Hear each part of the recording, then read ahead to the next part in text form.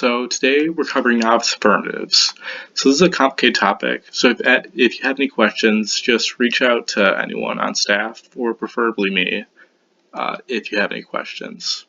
Sorry I can't go full screen. The screen recorder on this thing is being rather weird. Alright, first off, what is a novice affirmative?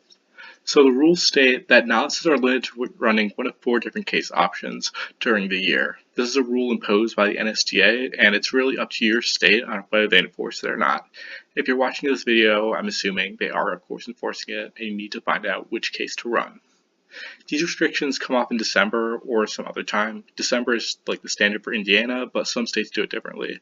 You might want to look up or just check with someone to see when exactly it is for your state, if, of course, you're not applying to Indiana or if you're going somewhere else. So that's always a good thing to check. So what are the novice alternatives for this year? So first, there's the area of PENS with emerging technologies. Then there's PENS of green technology, where it's going to be increasing green technology, and that's the same with PENS of emerging technologies. Then copyrights is protect the creative arts, which is essentially create rules regarding AI and copyright. Nothing specific, but it has to be regarding AI and copyright. Then on trademark, it's going to be essentially handling the issue that is trademark trolls. That's an issue that we'll cover later in this lecture when we get to that specific section.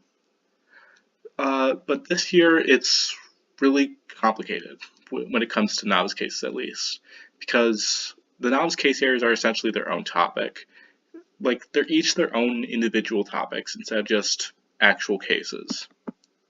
So what's weird is in previous years they gave you a specific plan. Like on the water topic, they essentially said replace lead pipes, ban fracking, or do something with agricultural runoff. They gave you very specific things. This year it's going to be completely different as you're given essentially its own topic, and you need to find out what to do from there. This video is going to help you find out what exactly that is. First, let's look at trademark trolls, which I think is going to be the most commonly run in the context of circuits that I'm familiar with. First off, what is a trademark? So it's generally a word, phrase, or symbol or design, or a combination thereof. It identifies and distinguishes the source of goods of one party from those from others. This photo over here shows like different logos, like symbols that have been copyrighted and thus are used specifically within those companies, just as an example. Then, what do trademarks allow you to do? So, trademark laws are created to allow companies to vigorously enforce their rights, and so that they could continue to cultivate a substantial amount of goodwill. And then also an important thing to look at is the Lanham Act of 1946. So this set a standard that to qualify for a trademark, it must be distinctive, not disqualify for protection by statutory bars, it must be used in commerce. So this is essentially a standard saying like, look, you can't just copyright anything for any purpose, it needs to have a reason, and it can't be stupid. So let's look at the case itself. What is a trademark troll?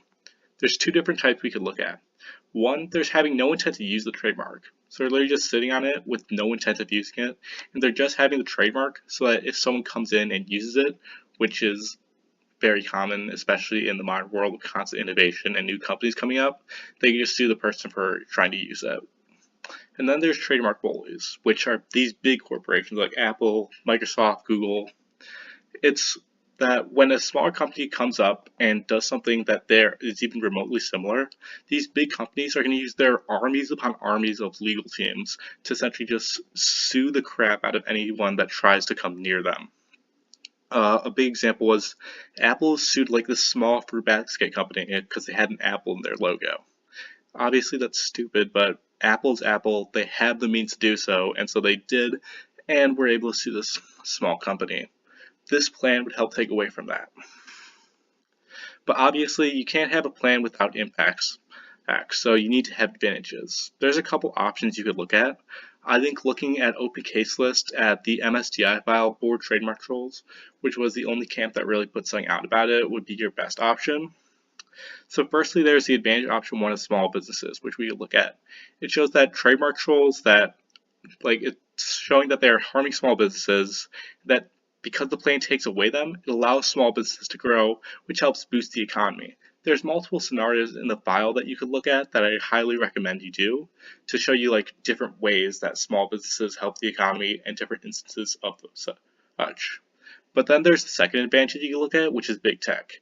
So while the first one's focused on like small businesses and how they're good, the second advantage kind of looks at how big tech and how it's bad. It shows you that because there's no laws against trademark trolls, big tech companies are able to use this and exclude competition. It harms democracy and also affects the spread of misinformation, especially on social media, which also harms democracy when misinformation is spread. Next, let's look at AI copyright. So first off, what is copyright? It's a type of IP that protects original works from authorship as soon as the author fixes the work in a tangible form of expression. There's a ton of different ones here. There's novel, poem, photograph, movie, lyrics, musical composition, sound recording, painting, and there's a ton of others. This is just a small list of examples. There's a ton of different ways copyright, like forms of work that could be copyrighted. How does AI tie into this? Obviously, unless you've been living under a rock, you know AI is huge.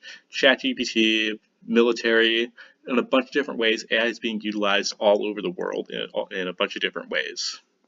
And obviously, AI is generating art and ideas. So society is trying to figure out how that applies to copyright. Because obviously, if it's doing all this stuff, we need to find out how to adopt it to copyright. That's what the app does. And so you could go to multiple ways in this affirmative, which I find really interesting. So first, you could say that allows works generated by AI to be copyrighted. So what this would say is, if you go to ChatGPT and say, draw me a picture of a cat, when you do that, you'd be able to take that picture of a cat and copyright it. Because in the status quo, you can't copyright that picture of a cat because there's currently no standard saying that you are allowed to do so. And because of that, you can't copyright the cat. Voting app would allow you to copyright such images and different things. This is what the advantage options here would say, is that doing so increases people using AI, which helps not only stop AI job automation, which obviously is a big fear people have about AI taking jobs. So you just say, by increasing human interaction and this plan, it helps allow people to use AI more, and thus more human actions being taken, and thus it's not going to take away jobs, which would be a big argument against this case by the NAG. And then also it says, because more people are using AI, there's going to be more investments and innovation as such. And then you could talk about big benefits of AI, such as like military, climate tech, all these different types of ways that could have huge impacts. But there's also other ways you could go with it. So another instance is that you could require licensing for AI to use other people's works for training. So, for example, like there's a ton of newspaper articles and like magazines that AI has been like taking and using for training. That AI has been spitting out its own articles. What this would do is say AI can't do that unless it gets permission / pays for it from the owner's consent. So, because of that, it allows for more work to be done. There's like a huge advantage about this, like journalism helps stops the spread of misinformation, helps just promote creativity in general and boost like confidence in like these small newspaper firms and all these groups that are essentially going to help stop unlicensed AI use. And then there's like the black sheep, which is like the third one, which I highly don't recommend you do. There's allow AI to own copyright. So unless you're from a very tech circuit, like if you're from Missouri or Indiana, you don't want to do this because you're gonna have judges that don't really know debate. They're just gonna judge it based off what they hear and what sounds convincing. If they hear that, oh yeah, let's give AI the right to own copyright, they're immediately just gonna reject this. So I'm not gonna cover this that deeply here, but if like you want, talk to your varsity, they could probably go over this with you. Just in my personal opinion, this is gross and you shouldn't do it. Yeah. Advantages, I kind of just went over this, like over each individual one with the plans, but there's also other ones that are too deep to explain this lecture. If you end up choosing this one, just talk to someone about it. Alright, so now we're looking at the patent affirmatives. First, we'll start at green tech. So first off, what are patents? So it's the exclusive right given to the inventor of a specific technology. So while trademarks were more like logos and copyright was more like poems or written works, patents come to technology. and it's granted when the invention is novel, inventive, and has industrial applicability. It gives the right for a limited time to stop others from making, using, or selling the invention without permission from the patent owner. This helps to protect their work. It gives them more confidence in it, thus they'll be willing to invest more in it. That a patent can also be licensed, mortgaged, bought, or sold. So when someone gets a patent, they aren't just going to say, no, this is only mine, no one else can use it. It allows them to license it off to other people so they can profit off their invention. Also, it's important to note that patents aren't patented forever. They have an expiration date, like about 20 years or so, depending on the technology. This is the same with copyrights and trademarks, but they function differently. Uh, so at the app itself, you're going to want to find a way to increase the development of green tech. There are several ways to go about this. The favorite way I've seen about this from camps that puts about is Michigan's app, where they essentially create a fast track patent system. What this is saying is look, green tech gets priority when it comes to patent examination. So if they were put at the back of the line when it comes to a huge long line of patents that need to be looked at and approved or denied, they would bring them to the front of the line or have them skip a major portion of it. So this would incentivize more green tech to be developed because people see, oh hey, this tech is more likely to be looked at. I'll be able to make progress faster with this. So that's the way that this app would look at it. Then there's also the overruling of eBay versus Market Exchange. This is what MSDI put out, and it's essentially saying by overruling this, we would bring back injunctions, which are a thing that says when someone violates your patent, you're able to immediately stop them from producing said patent after they're found to be in violation of it.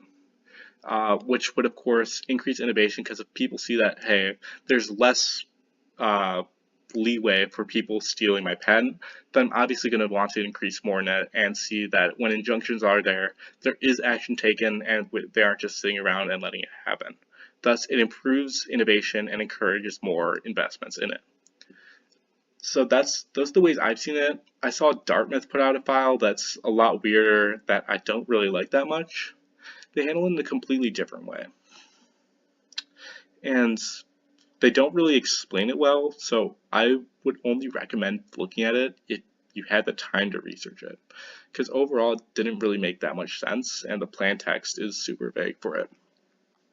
So advantages for this: first, there's climate change. When you're developing climate tech, it's going to help the climate. There's huge impacts you could run with this here, like climate change, and that caused a huge wave of impacts like deforestation, natural disasters, other armed conflict. Then second, I don't know if you even need this, but competition. So it's by having more innovation allows the U.S. to uphold tech leadership. But honestly, if I were running this app, I would just say go for climate change and then just have a ton of different impacts on it. And then if they run a DA or something, you could probably find a card saying that climate solves or turns the impact. So you could probably just win off climate change itself, but that's more of a stylistic option. So that's up for you to decide. But personally, that's the approach I would take with it. Next, we have the emerging tech pens. There's a reason I say this for last, because it's definitely the most complicated of the four. From my understanding, it's new forms of tech that have a lot of potential that haven't been tapped into yet. Stuff like biotechnology, we could see things like GMOs in medicine as an example of this. There's quantum computing, which is its own beast. There's cyber technology, artificial intelligence, 5G, and then other examples like blockchain as well. What's the plan do? Once again, it's confusing. So the only example I've seen so far is remove judicial exceptions, which is US Code Section 101. What this says is that there's currently some exceptions that I don't remember off the top of my head. It's essentially saying, look, you can patent your technology unless it's this, this, or this. If it is that, then you aren't allowed to do that. I could try and pull that up actually. Hold up. Okay, so this is from the Patent and Trademark Office itself. It says that there's 4 categories in which they aren't allowed to be patented. So it's abstract ideas, laws of nature, and natural phenomena. So this is from the Alice Mayo, court findings, and then also Mayo trials that occurred as well. So essentially, it's essentially what's hindering these emerging tech from being patented, because these outdated court cases are hindering our ability to innovate in the new world. And thus, the plan would overrule this and remove those exceptions, thus allowing these technologies to be patented. There's a lot more to the cases that I don't have time to explain within this itself, but it's something to look at if you want to go this way. So it's a high time commitment, but it's also high reward if you look at it and find a good way to explain it to judges. Other than that, though, there's not a lot of other ways that I've seen. Maybe you could go with like another fast track patent system, like with the green tech apps, but I'm just not sure if the solvency advocates are there for that. So it's still kind of confusing. I think judicial exceptions is probably the way to go though, because if not, people could just run like that's an inherent barrier to plan that you don't remove the exceptions. Because overall, unless you could find a different way, or if your varsity has ideas, that might be the only way to go for this affirmative, from my understanding at least. So what makes that different? Once again, a lot of potential, but you need to know what it's doing. Emerging tech is a huge field. There's tons of different forms of biotechnology, tons of different forms of quantum, tons of different forms of 5G, tons of different forms of like blockchain that you could all look at. Like each individual one could be their own affirmative with like 20 different advantages. But, you know, it also requires a lot of research and finding out a good way to implement this. Once again, MSDI put out like a good file for this, and then I think Michigan had one too. It's like titled Judicial Exceptions instead of Emerging Tech if you want to look at it and if you want to make this your app. So that's overall what makes the app different and also what makes it really unique. But now like you need to come to the point of which app you're gonna run. So how do you choose? So this isn't an independent thing. This is something you and your partner need to do. You need to pick what you both feel comfortable with. So if you really like green pens, but your partner doesn't think they'll be able to debate it that well, you can't just force them to do it. You need to find something like a good middle ground that you'll both be able to work well in. So if you think you'd be really good at judicial exceptions or emerging tech, and they think they'd be really well at trademark trolls, but neither of you think you do well in the other one, but you both feel kind of good with AI copyright, go with AI copyright. Because remember, you can't just carry a team off of one person. They both need to be contributing, and if one person just completely feels unconfident in the case, then the debate isn't going to work. Next, you talk to your varsity if you do have access to them. If not, just reach out to people on the team, like on the lab, because we're here to help and we have mentoring here to help with you with constructing the app. Then also you need to remember OpenEb is your friend. It's there to provide a bunch of different cards that kids at camps were cutting and is there to help you. But it shouldn't be a crutch. So when you're there making your affirmative, you shouldn't just take the files that are from the camp and just steal it all. You should take it and use it as a model to base off of. Because when you just take another app that you didn't cut, that's just going to hinder your ability to debate because you don't know the contents of the cards if you weren't the ones cutting them. So once again, it's there to help you, but overall, don't use it as a crutch. That's all I have for this lecture. If you have any other questions, please reach out to me, Pat Hansen on the lab Discord. But yeah, overall, I think that's pretty much it. Novice affirmatives are a beast, so please reach out to anyone if there is any more issues. Overall, that's all.